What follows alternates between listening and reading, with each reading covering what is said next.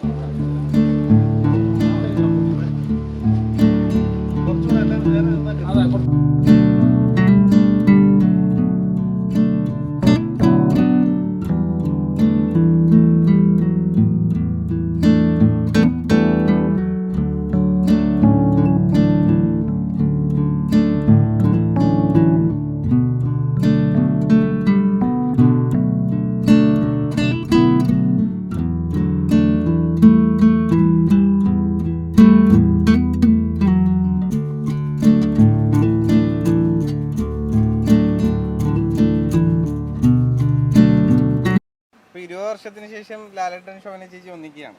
Yes, അതെ, അതാണ് excitement. അതിൻ്റെ അകത്ത് അവർക്കും അതിൻ്റെതായ എക്സൈറ്റ്മെൻറ്റുകളുണ്ട്. അവരും വന്നപ്പം മുതൽ അവരുടെ ആ കെമിസ്ട്രി വർക്കൗട്ട് ചെയ്യുന്നതിൻ്റെ അകത്തും സംസാരിക്കുന്നതിനകത്തൊക്കെ ആ 20 വർഷം എന്നുള്ളത് അത്ര ദൂരമല്ല എന്ന് തോന്നിപ്പിക്കുന്ന രീതിയിലാണ് നമ്മൾ ട്രീറ്റ് ചെയ്യാൻ ആഗ്രഹിക്കുന്നത്. ഇവർ ഒരേ ഫാമിലിയാണ്. അതെ അതെ അതെ. ലാലേട്ടൻ്റെ ക്യാരക്ടർ ഒരു ടാക്സി ഡ്രൈവർ ആണെന്ന് നമ്മൾ ഓൾറെഡി ഒഫീഷ്യലി പറഞ്ഞത് ടാക്സി ഡ്രൈവർ, സാധാരണക്കാരനായ ടാക്സി ഡ്രൈവർ എന്ന രീതിയിലാണ്. ഇപ്പം പ്രേക്ഷകർ എന്ന നിലയിൽ ബേസിക്കലി എല്ലാവരും എക്സൈറ്റഡ് ആയിട്ട് കാത്തിരിക്കുന്നത് ലാലേട്ടൻ കുറേ നാളിന് ശേഷം ഒരു സാധാരണക്കാരനായി നമ്മളൊക്കെ ഒരുപാട് ഇഷ്ടപ്പെട്ട പഴയ ഒരു മൂഡിലേക്ക് കാണാമെന്ന അർത്ഥത്തിലാണ്. അല്ല, അത് തന്നെയായിരുന്നു നമ്മൾ ഈ പ്രോജക്റ്റിലോട്ട് അപ്രോച്ച് ചെയ്യുമ്പോഴും സുനിലേട്ടൻ ഈ സബ്ജക്റ്റ് നമ്മളൊക്കെ പറയുമ്പോഴും നമ്മളെയും കൊതിപ്പിച്ചത്. വളരെ സാധാരണക്കാരായി നമ്മളൊക്കെ കാണാൻ ഇഷ്ടപ്പെടുന്ന ഒരു ആക്ടറിനെ എക്സ്പ്ലോർ ചെയ്യാൻ പറ്റുന്ന ഒരു സബ്ജക്റ്റ് വന്നപ്പോഴത്തേക്കാണ് ഞാൻ ചെയ്യാമെന്നുള്ള ഇത് നമ്മൾ കമ്മിറ്റ് ചെയ്തത്. അപ്പം ആ എക്സൈറ്റ്മെൻറ്റിൽ തന്നെയാണ് ത്രൂ ഔട്ട് ഇതുവരെയും ഞങ്ങൾ വർക്ക് ചെയ്തിരിക്കുന്നത്. ഇനി അങ്ങോട്ടും വർക്ക് ചെയ്യുമ്പോൾ എല്ലാ ദിവസവും എക്സൈറ്റ്മെൻറ്റ് ഒരു ആക്ടറിനെ എക്സ്പ്ലോർ ചെയ്യുന്നതിന് തന്നെയാണ്. ഈ തരുൺമൂർത്തി ചിത്രങ്ങൾക്ക് ഒരു സിഗ്നേച്ചർ ഇല്ലെങ്കിൽ ഒരു റിതമുണ്ട് എന്ന് വിശ്വസിക്കുന്ന കുറേ പ്രേക്ഷകരുണ്ട്. അപ്പോൾ ആ ഒരു റിതത്തിൽ തന്നെ ആയിരിക്കും ലാലേട്ടനെയും കാണാൻ കഴിയുക. ഈ സ്ക്രിപ്റ്റ് ഡിമാൻഡ് ചെയ്യുന്ന റിതമുണ്ട്. അപ്പോൾ അത് ഇപ്പം നമ്മൾ ഇപ്പം ജാവയ്ക്ക് വേണ്ട ഒരു ഋതം ഉണ്ടായിരുന്നു, അപ്പം സൗദിക്ക് വേണ്ട ഋതം ഉണ്ടായിരുന്നു. അപ്പോൾ ഈ സിനിമ ഡിമാൻഡ് ചെയ്യുന്ന ഒരു ഋതമുണ്ട്, അതിന് വേണ്ടൊരു ടൈം സ്പാനുണ്ട്. അപ്പോൾ അതെല്ലാം കൃത്യമായിട്ട് മനസ്സിലാക്കിയിട്ടാണ് നമ്മളത് എഡിറ്റൊക്കെ നമ്മൾ അങ്ങനെ ഡിസ്കഷനിലൊക്കെ എഡിറ്ററോടൊക്കെ സംസാരിച്ചിരിക്കുന്നത് അങ്ങനെയായിരുന്നു. നമുക്ക് ഇതിങ്ങനെ പറയണം, ഇവിടെ സ്റ്റേ കൊടുക്കണം, അല്ലെങ്കിൽ നമ്മൾ നിർബന്ധമായിട്ട് പറയേണ്ട കാര്യങ്ങൾ നിർബന്ധമായിട്ട് പറയണം. സബ്ജക്ട് ഡിമാൻഡ് ചെയ്യുന്ന പോലെ. ഈ ഇത്രയും വർഷത്തിന് ശേഷം ശോഭന ചേച്ചിയുമായിട്ട് ലാലേട്ടൻ ഒന്നിക്കുന്നു. അപ്പോൾ ഇവർ രണ്ടുപേരും ഈ കോംബോയിൽ കൺവിൻസ് ചെയ്യേണ്ട കാര്യമുണ്ടല്ലോ. അപ്പോൾ ആ സിനിമ ഡിമാൻഡ് ചെയ്യുന്നതോടൊപ്പം തന്നെ ഈ കോംബോയും കൂടെ അവരെ കൺവിൻസ് ചെയ്യണമല്ലോ. അത് എത്രത്തോളം ഡിഫിക്കൽട്ട് ആയിരുന്നു? അത് ലാലേട്ടനെ ശോഭന ചേച്ചിയും ഇല്ല, അങ്ങനെ ഒരു ഡിഫിക്കൽട്ടീസും ഉണ്ടായിരുന്നില്ല അതിൻ്റെ അത്. അത് വളരെ പെട്ടെന്ന് തന്നെ ഇതാണ് ഇങ്ങനെയാണ് ക്യാരക്ടർ എന്ന് പറഞ്ഞതോടുകൂടി തന്നെ നമുക്ക് പിന്നെ അത് നമുക്കിനി മാറ്റി ചിന്തിക്കാൻ പറ്റാത്ത സിറ്റുവേഷനായി. ഇപ്പോൾ ലാലേട്ടന് മാറ്റി ചിന്തിക്കാൻ പറ്റാത്ത സിറ്റുവേഷനായി. ശോഭന ഇത് ഇനി അങ്ങനെയാണ് എന്ന് പറയുന്നൊരു സോ കോൾഡ് സിഗ്നേച്ചർ ഉണ്ട് അവരുടെ പെയറിങ്ങിൽ. അപ്പം നമ്മൾ ആ ഇനിഷ്യൽ ഡിസ്കഷൻ തന്നെ ഒരു ശോഭന മാം എന്ന് കയറി വന്നതോടുകൂടി തന്നെ പിന്നെ ഇനി ഇല്ല ഇനി വേറൊരാളില്ല എന്നുള്ള രീതിയിലായി. അത് ഈവൻ ഇൻഡസ്ട്രിയിലുള്ള വലിയ വലിയ ആർട്ടിസ്റ്റുകൾ പോലും അവർ ഇവരെ കാണാൻ വേണ്ടി കൊതിക്കുന്നു എന്ന് പറയുന്ന മെസ്സേജുകളും കോളുകളും ഒക്കെ നമുക്കിത് സർറിയൽ അറ്റ്മോസ്ഫിയറാണ്. ഭയങ്കര ഒരു ഫാൻ ബോയ് മൊമെൻ്റാണ്. എങ്ങനെയാണ് ഈ സുനിലേട്ടൻ്റെ കഥ എത്തുന്നത്? സൗദി വിളക്ക് കഴിഞ്ഞപ്പോഴാണ് രജപുത്രയെന്ന് ഇൻവിറ്റേഷൻ വരുന്നത്, നമുക്കൊരു പടം ചെയ്യണമെന്ന് പറഞ്ഞു. അപ്പോഴങ്ങനെയാണ് സുനിൽ വർക്ക് ചെയ്തിരുന്ന ലാലേട്ടന് ഇഷ്ടപ്പെട്ടിരുന്ന ഒരു സബ്ജക്റ്റ് എൻ്റെ ഇടയ്ക്ക് പറയുന്നത്. അപ്പം അത് ഈ പറഞ്ഞ അന്ന് കേട്ടപ്പോൾ നിങ്ങൾക്കൊക്കെ ഉണ്ടാവുന്ന കൗതുകങ്ങൾ തന്നെയാണ് എനിക്കും കേട്ടോ. നമ്മുടെ ഇടയ്ക്ക് ലാലേട്ടൻ്റെ സബ്ജക്റ്റ് വരുന്നു. അപ്പം പിന്നെ ഞാനും സുനിലേട്ടനും കൂടി ഇരുന്ന് നമുക്കിത് എങ്ങനെ ഇന്നത്തെ കാലത്തിൻ്റെ സിനിമ പോലെ ഇന്നത്തെ പ്രേക്ഷകൻ്റെ മൈൻഡ് സെറ്റിലൂടെ എങ്ങനെ ഇത് പറയാമെന്ന് പറയുന്നത് ഞങ്ങളുടെ ഒരു, നിങ്ങളിപ്പോൾ ഇത് പെട്ടെന്ന് കേട്ട ഒരു പ്രോജക്റ്റ് ആണെങ്കിൽ പോലും ഞങ്ങൾ കഴിഞ്ഞൊരു 1.5 വർഷമായിട്ട് ഇതിന് പിന്നാലെ ഉണ്ട്. ഞങ്ങളുടെ ഡിസ്കഷൻസും കാര്യങ്ങളും ഫ്രീക്വൻ്റ്ലി നടന്ന് ഓൾറെഡി ഞങ്ങളൊരു പ്രീ പ്ലാൻഡ് ആയിരുന്നു. പക്ഷേ പ്രോജക്റ്റ് സംഭവിച്ചത് ഓക്കെ നമുക്ക് ചെയ്യാമെന്ന് പറഞ്ഞപ്പോൾ പിന്നെ നമ്മളൊരു 40-45 ഡേയ്സിൽ ഞാനും എൻ്റെ കൂടെയുള്ള ഡയറക്ഷൻ ടീമൊക്കെ കൂടി അങ്ങ് ഒത്തൊരുമിച്ച് പ്രൊഡക്ഷനുമൊക്കെ കൂടി ഒത്തൊരുമിച്ച് അങ്ങോട്ട് കയറി. ഈ ലാലേട്ടൻ എത്രത്തോളം എക്സൈറ്റഡ് ആയിരുന്നു ഈ കഥ പറയുമ്പോഴാണെങ്കിലും? ഇപ്പം ഇന്ന് ഫസ്റ്റ് ഡേ ഇപ്പം ലാലേട്ടൻ്റെ ഒരു സീൻ ഷൂട്ട് ചെയ്തിട്ട് നിൽക്കുകയാണ്. ആ ഒരു എക്സ്പീരിയൻസ് ലാലേട്ടൻ്റെ മുന്നിലാണ് ആക്ഷൻ പറയുന്നത്. അല്ല, ലാലേട്ടൻ്റെ ആദ്യത്തെ എക്സൈറ്റ്മെൻറ്റ് കണ്ട മനുഷ്യൻ ഇദ്ദേഹമാണ്. അപ്പം ഞാൻ അതിന് ശേഷമാണ് കാണുന്നത്. ആദ്യം ഇവർ തമ്മിലൊരു സബ്ജക്റ്റ് നറേഷൻ കഴിഞ്ഞ ശേഷം അന്ന് ലാലേട്ടൻ എത്രത്തോളം കൗതുകത്തിലാണ് ഈ സബ്ജക്റ്റ് കേട്ടതെന്ന് ഞാൻ കേട്ടിട്ടുണ്ട്. അപ്പോൾ അതിന് ശേഷമാണ് ഞാൻ ഫുൾ സ്റ്റോറി നറേറ്റ് ചെയ്യാൻ പോകുന്നത്. അന്ന് സുനിലേട്ടൻ കണ്ട അതേ എക്സൈറ്റ്മെൻറ്റ് തന്നെയാണ് ലാലേട്ടനും നമ്മൾ പറയുന്ന ഓരോ കാര്യങ്ങളിലും സംശയങ്ങൾ, അല്ലെങ്കിൽ അതങ്ങനെയാണോ ഇതിങ്ങനെയാണോ എന്ന് പറഞ്ഞ ചോദ്യങ്ങളൊക്കെ ആ രീതിയിൽ തന്നെയാണ്. അപ്പം ലാലേട്ടൻ എക്സൈറ്റഡ് ആയതുകൊണ്ടാണ് ഇതിങ്ങനെ ഒരു പ്രോജക്റ്റ് പെട്ടെന്ന് കയറാം എന്ന് ഡിസൈഡ് ചെയ്തത്. അപ്പോൾ എനിക്ക് തോന്നുന്നു എല്ലാവരും കൊച്ചു കുട്ടികളെ പോലെ ഒരാളെ ഒരു പുതിയൊരു കഥാപാത്രത്തെ തേടിയുള്ളൊരു യാത്ര ലാലേട്ടനിലുണ്ട്, ഈവൻ ശോഭന മാമിലും ഉണ്ട്. ഇപ്പം ശോഭന മാം കഴിഞ്ഞ ഒരു 2 ആഴ്ചയായിട്ട് നിരന്തരം ഞങ്ങൾ ചെന്നൈയിൽ നിന്ന് ഫോണിലൂടെ വാട്സപ്പ് വഴിയും അല്ലെങ്കിൽ വീഡിയോ കോൾ വഴിയും ഫോൺ കോൾ വഴിയൊക്കെ ഈ ക്യാരക്ടർ എന്താണ്, ഇതെങ്ങനെയാണ്, ഇങ്ങനെയായി എന്ന് പറയുന്ന ഇവരുടെ ഒരു, അത് ഞാൻ പറയണത് 2 സീനിയർ മോസ്റ്റ് ആർട്ടിസ്റ്റുകൾ ആ ചെയ്യാൻ പോകുന്ന ക്യാരക്ടറിന് വേണ്ടിയിട്ട് ഇത്ര കൗതുകത്തോടുകൂടി നമ്മളോട് ഫീഡിങ്സ് ചോദിക്കുന്നത്. അതൊരു ആദ്യ സിനിമയിലേക്ക് അഭിനയിക്കാൻ പെടുന്ന പോലെ ഈവൻ ഇന്ന് വന്നപ്പോൾ പോലും ഞാൻ ഇങ്ങനെ ചെയ്യട്ടെ, ഞാൻ അങ്ങനെ ചെയ്യട്ടെ എന്നൊക്കെ ചോദിക്കുമ്പോൾ നമുക്ക് ഭയങ്കര എന്താ പറയുക, ഞാൻ പറഞ്ഞത് സർറിയൽ മൂമെൻറ്റിലാണ് ഞാൻ. ഈ മണിരത്നം സാറ് തന്നെ പറഞ്ഞിട്ടില്ല ലാലിൻ്റെ അടുത്ത് കട്ട് പറയാൻ തന്നെ എവിടെ കട്ട് പറയണമെന്ന് ഇങ്ങനെ ഒന്ന് ആലോചിക്കുമെന്ന് പറയുന്നത്, ഇത് മതിയോ എന്ന് പിന്നെയും തന്നോണ്ടിരിക്കും. ആ ഒരു മൊമെന്റ് കിട്ടി ഫസ്റ്റ് ഷോട്ടിൽ. ഞാനൊരു ഷോട്ടിൻ്റെ അവസാന സമയത്തേക്ക് ഇത് ലാലേട്ടൻ എന്തെങ്കിലും ഒരു ഐറ്റം ഇടും എന്ന് എനിക്കറിയായിരുന്നു. അപ്പോൾ ഞാനൊരു ആ കട്ട് വിളിക്കുന്ന ഒരു സസ്റ്റെയിൻ ചെയ്ത് വെച്ചു. ആ മൊമെന്റ് എനിക്കൊരു ഐറ്റം കിട്ടി. അങ്ങനെയുള്ള ചെറിയ സന്തോഷങ്ങളുണ്ട് ഫസ്റ്റ് ദിവസങ്ങളിൽ. അപ്പം ഇനി ഒരു ലോങ് ഷെഡ്യൂളാണ്. അപ്പോൾ എല്ലാ ദിവസങ്ങളും ഞങ്ങൾക്ക് ഇങ്ങനെ സന്തോഷിക്കാനും പറ്റിയാൽ തിയേറ്ററിലും എല്ലാവർക്കും സന്തോഷിക്കാനുള്ള എലിമെന്റ് ഉണ്ടാവും. സൂപ്പർ എക്സൈറ്റഡ് ആണ്. Thank you.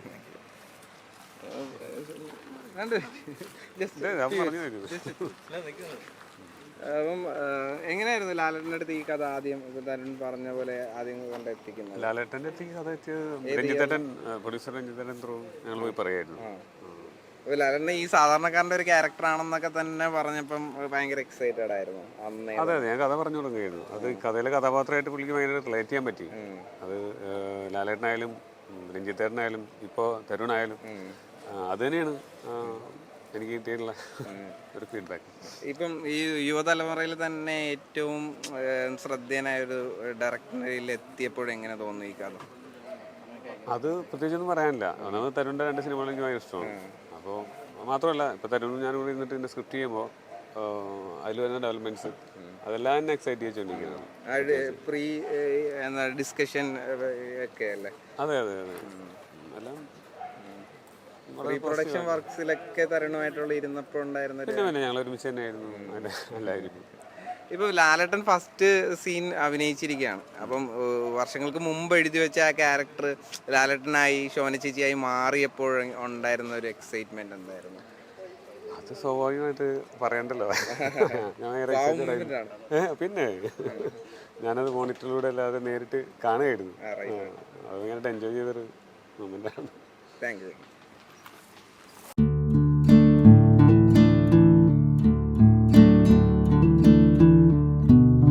ശരി, ഇതിന് അനൗൺസ്മെന്റ് മുതലേ ഒട്ടാകെ എന്താണ് വെയിറ്റിംഗ് ആണ്, എക്സൈറ്റഡ് ആയിട്ട് വെയിറ്റിംഗ് ആണ്. അപ്പം അത് എങ്ങനെ ഉണ്ടായിരുന്നു? ഞാനെന്ന് വെച്ചാൽ വേറെ ഒന്നും കൊണ്ടല്ല, ഒരു സിനിമ എന്ന് പറയുന്നത് നമുക്ക് ഇഷ്ടം പോലെ വേണമെങ്കിൽ ചെയ്യാം. പക്ഷേ ഇതിൽ പ്രേക്ഷകർ ഇഷ്ടപ്പെടുന്ന സിനിമ ഉണ്ടാക്കുക എന്ന് പറയുന്നത് വളരെ ബുദ്ധിമുട്ടുള്ള കാര്യമാണ്. അപ്പോൾ അതിനുള്ളൊരു തയ്യാറെടുപ്പാണ്. അതുപോലെ തന്നെ പ്രേക്ഷകർക്ക് ഇഷ്ടമുള്ള ഒരു ഡയറക്ടർ, അതുപോലെ തന്നെ ലാലേട്ടനായാലും ശോഭനയായാലും എല്ലാവരും. അപ്പോൾ അതിൻ്റെ പിന്നിൽ പ്രവർത്തിക്കുന്ന ടെക്നീഷ്യൻസും പിന്നെ ഇതിൻ്റെ കഥാകൃത്ത് സുനിൽ എന്ന് പറഞ്ഞാൽ ആദ്യമായിട്ടാണ്.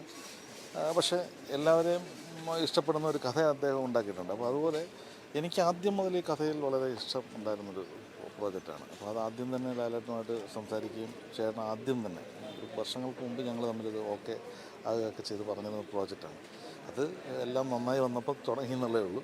പിന്നെ ഇപ്പോൾ എല്ലാവർക്കും ഇഷ്ടമാകുന്നതെന്ന് വെച്ചാൽ ഈ മോഹൻലാൽ ശോഭന എന്ന് പറയുന്ന ഒരു ജോഡി എല്ലാവർക്കും ഇഷ്ടമാണ്. പിന്നെ നിങ്ങൾക്ക് എല്ലാവർക്കും അറിയാം, തരുൺമൂർത്തി എന്ന് പറയുന്ന സംവിധായകനും 2 സിനിമകളും പ്രതീക്ഷകൾ നൽകിയ ഒരാളാണ്. അപ്പോൾ പ്രേക്ഷകനായ ഞാനൊരു പ്രേക്ഷകൻ തന്നെയാണല്ലോ. അപ്പോൾ നമുക്ക് ഇഷ്ടപ്പെടുന്ന ഒരു കാര്യം ചെയ്താൽ അത് പ്രേക്ഷകർക്കും ഇഷ്ടപ്പെടും എന്നുള്ളതാണ് നമ്മുടെ പ്രതീക്ഷ. പിന്നെ പ്രോജക്റ്റ് നല്ലതാണ് എന്നാണ് ഞങ്ങളുടെ എല്ലാവരുടെയും വിശ്വാസം. അത് പ്രേക്ഷകർ തീരുമാനിക്കും.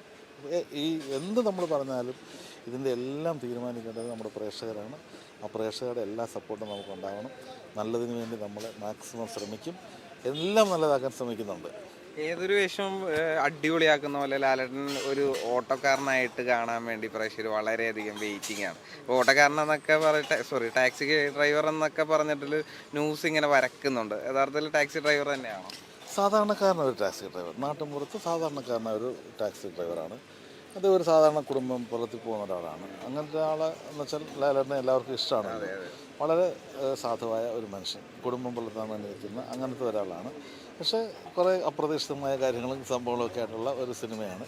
പക്ഷേ ചേട്ടനിൽ നിന്ന് പ്രതീക്ഷിക്കുന്ന ഒരു കാര്യം എന്തായാലും നിരാശപ്പെടുത്തില്ല. കാരണം രണ്ടും അദ്ദേഹത്തിൻ്റെ ഉണ്ട്. കാരണം എന്തും ചെയ്യാൻ കഴിവുള്ള ഇന്ത്യയിലെ ഏറ്റവും മികച്ച നടൻ എന്ന് പറയുന്നത് നമുക്കറിയാമല്ലോ.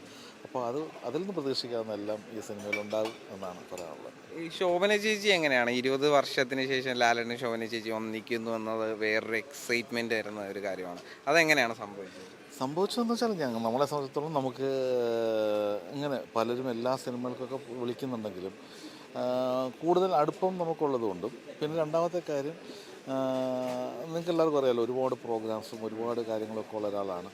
അതെല്ലാം മാനേജ് ചെയ്തൊരു പ്രൊഡക്ഷനിൽ കൊണ്ടുപോകത്തക്കണം നമ്മൾ ചെയ്യുമ്പോൾ അതിൽ എന്നോടൊക്കെ ഉള്ള വിശ്വാസം ചേട്ടനും നമ്മളെല്ലാവരും അങ്ങനത്തെ ഒരു വിശ്വാസമുള്ളൊരു കമ്പനിയൊക്കെ ആയപ്പോൾ അതിനകത്ത് ഒന്നാമത് ലാലേട്ടൻ അഭിനയിക്കുന്നു. പിന്നെ നമ്മൾ ഈ പറയുന്ന ഈ കാര്യങ്ങളെല്ലാം മാനേജ് ചെയ്യാൻ പറ്റും. അത്തരം കാര്യങ്ങളൊക്കെ ഞാൻ കമ്മ്യൂണിക്കേറ്റ് ചെയ്തിട്ടാണ് ഞാൻ പറഞ്ഞത്, ഒന്നും ആലോചിക്കേണ്ട, നമുക്ക് ഈ സിനിമ ചെയ്യാം, നമുക്കതിനനുസരിച്ച് എങ്ങനെ വേണമെങ്കിലും നമുക്ക് ചെയ്യാമെന്ന് പറയും. വളരെ സന്തോഷത്തോടെ സ്വീകരിക്കുകയാണ് ചെയ്തത്.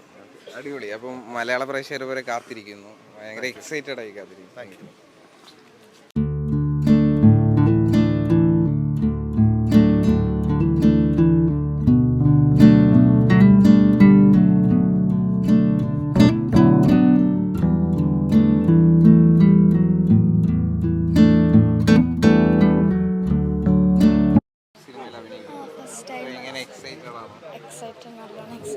കുറച്ച് ടെൻസ്ഡും ആണ്. ലാലേട്ടന്റെയും ശോഭന ചേച്ചിയുടെയും മകളായിട്ടാണല്ലോ അഭിനയിക്കുന്നത്. ഇതുവരെയ്ക്കും എക്സ്പീരിയൻസ് ചെയ്തിട്ടില്ലാത്തതുകൊണ്ട് ഇനി കഴിഞ്ഞ വർഷം എന്താന്ന് വെച്ചാൽ പറയാം. അതിപ്പോൾ മീറ്റ് ചെയ്തിട്ടേ ഉള്ളൂ, തുടങ്ങിയിട്ടില്ല. ഇന്നുണ്ട് വേറൊരു സീൻ എടുക്കാൻ. കണ്ടു.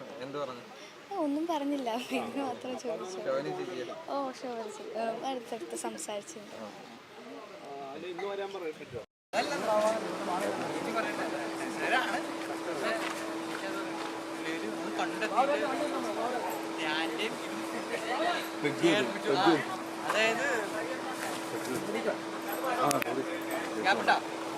അല്ല ചേച്ചിയാ.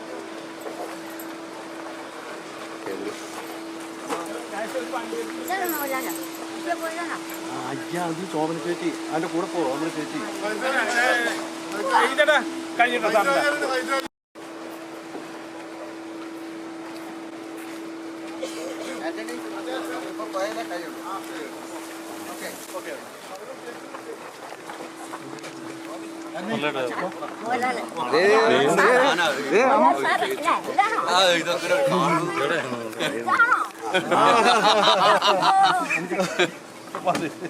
ശരി വരുന്നോ എന്റെ കൂടെ പിന്നെന്താ മോതിരം വാങ്ങിക്കണം ഹോട്ടലിലേക്കാണേ വാങ്ങിക്കണോ ചോദിക്കണോ ഇല്ല ഇപ്പൊ അവിടെ വരണം ഓക്കെ മോനെ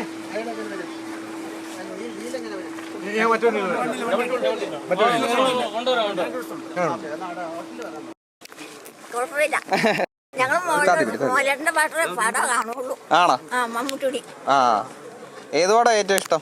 എല്ലാതെ ഞങ്ങൾക്ക് ഇഷ്ടം, അതുകൊണ്ട് ഞാൻ കാണാൻ വന്നേ. ലാലിന് ഉണ്ടെന്ന് അറിഞ്ഞിട്ട് വന്നയാണോ? അല്ല, വന്നു പറഞ്ഞ കാരണം. ശോഭന ചേച്ചിയെ കണ്ടോ? ആ കടന്നു പോയി കണ്ടില്ല, കാണാൻ ഒത്തില്ല. ലാലേട്ടൻ എന്നെ പറഞ്ഞു കൂടെ പോരുന്നോന്ന് ചോദിച്ചു ഇനിയും വരും ഇനിയും വരില്ല, വീട്ടിൽ നിന്ന് നാളെ കാണാമെന്നും പറഞ്ഞു. നല്ല ഭക്ഷണമൊക്കെ വെച്ചു കൊടുക്കണം. വെച്ചു കൊടുക്കോ അതിനെന്നാ എന്നാ കൊടുക്കണം? ലാലേട്ടർ ചോദിക്കണം നാളെ വരുമ്പോ എന്നാ വേണ്ടെന്ന് ചോദിക്കണം. വേണ്ടെന്നു വെച്ചാൽ ഞങ്ങൾ കൊടുക്കും. ഇവിടെ അടുത്താണ് വീട്? ഇവിടെ അടുത്ത വീട്. സന്തോഷമായില്ലേ? സന്തോഷമായി, സന്തോഷം. ശരി. എക്സൈറ്റഡ് ആയിട്ട് മലയാള പ്രേക്ഷകർ എല്ലാവരും കാത്തിരിക്കുകയാണ് അതിൻ്റെ അനൗൺസ്മെന്റ് വന്നപ്പോൾ മുതൽ. ഇപ്പോൾ ലാലേട്ടന് ശോഭന ചേച്ചി വന്നിരിക്കുന്നു, രജുത്രേനിൻ്റെ ബാനറിൽ എന്നൊക്കെ ഉള്ളത് എക്സൈറ്റ്മെൻ്റ് ആയിട്ടാണ് കാണുന്നത്. ശരിക്കും നമുക്കും അത് തന്നെയാണ്. നമ്മുടെ ബാനറിൽ നമ്മുടെ സിനിമയിൽ ലാലേട്ടനും ശോഭന ചേച്ചി ഒന്നിച്ച് വരുന്നു എന്നുള്ളത് നമുക്കും ഭയങ്കര ഒരു എക്സൈറ്റ്മെൻ്റ് ഉള്ള കാര്യമാണ്. ഈ പറഞ്ഞ പോലെ ഇത് സ്ക്രീനിൽ വരാൻ ഞാനും വെയിറ്റ് ചെയ്യുക, പ്രേക്ഷകരെ പോലെ തന്നെ കാണാനായിട്ട് ഞാനും വെയിറ്റ് ചെയ്യുന്നു. നല്ല സിനിമയായിരിക്കും ഉറപ്പാണ്. ഇപ്പം അതോടൊപ്പം തന്നെ ലാലേട്ടന് വർഷങ്ങൾക്ക് ശേഷം സാധാരണക്കാരൻ്റെ ഒരു വേഷത്തിൽ കാണുന്നു. നമ്മളൊക്കെ ഒരുപാട് എൻ്റർടൈൻ ചെയ്യിപ്പിച്ച ഒരു പശ്ചാത്തലത്തിലേക്ക് വീണ്ടും വരുന്നു എന്നുള്ളത് എക്സൈറ്റ്മെൻറ്റ് തന്നെയാണ്. തീർച്ചയായിട്ടും നമുക്ക് ഈ പറഞ്ഞ പോലെ ലാലേട്ടൻ എങ്ങനെ കാണണം നമുക്ക് ഇഷ്ടമാണല്ലോ. അതാണ് അതിൻ്റെ വാസ്തവം എന്ന് പറയുന്നത്. സന്തോഷമാണ് നമുക്ക്. പിന്നെ ഓരോ കഥയുടെ അനുസരിച്ചിട്ടല്ലേ. ഈ ഒരുപാട് വെയിറ്റിംഗ് ആയിരുന്നു ഇങ്ങനത്തെ ഒരു പ്രോജക്റ്റ് സ്വന്തം ബാനറിൽ ചെയ്യാൻ വേണ്ടി. അതെ, ഒരുപാട് ഡിസ്കഷൻസ് നടക്കുന്നുണ്ടായിരുന്നു. ഓക്കെ.